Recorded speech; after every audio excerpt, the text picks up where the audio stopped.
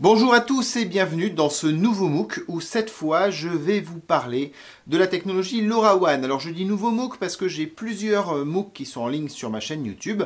Vous en trouverez un qui parle d'IoT, Internet des objets, avec tout l'impact que ça peut avoir sur le monde actuel, sur les entreprises et sur la transformation des process des entreprises. Alors ça c'est le MOOC, on va dire, le plus généraliste, et ensuite je vous parle de deux technologies qui me sont chères.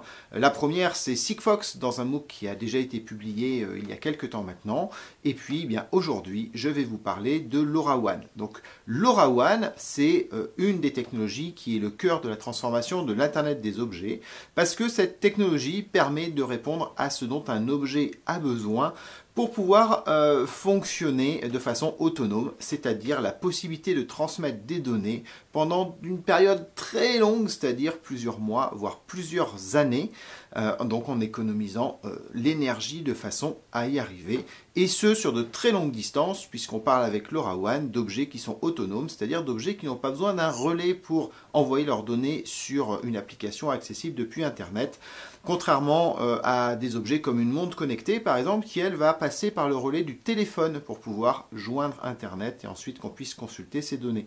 Dans le cadre d'un objet qui utilise LoRaWAN, il sera capable, perdu tout seul au milieu d'un champ, par exemple, de remonter des informations sur le sol, par exemple, sans avoir besoin d'un intermédiaire de proximité. Bien entendu, il aura besoin d'un réseau pour fonctionner, c'est ce que nous allons voir avec LoRaWAN dans les séquences qui suivent.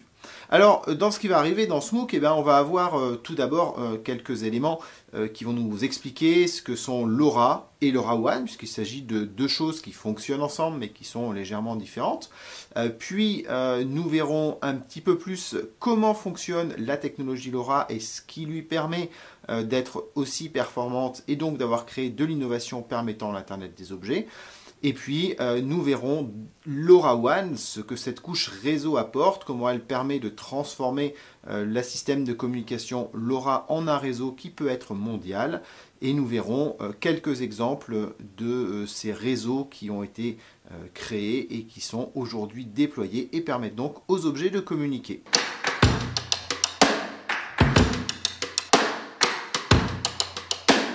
Alors on est parti pour sans doute à peu près 2 heures de MOOC qui va être décomposé en plusieurs parties. Vous allez pouvoir éventuellement passer certaines parties si vous les connaissez déjà, bien entendu, pour en joindre d'autres qui rentreront plus dans les détails. Mais je vous invite quand même à suivre l'ensemble de ce MOOC, épisode par épisode, pour avoir vraiment la vue d'ensemble. Allez, c'est parti, on enchaîne tout de suite, on va voir ce que sont LoRa et LoRaWAN.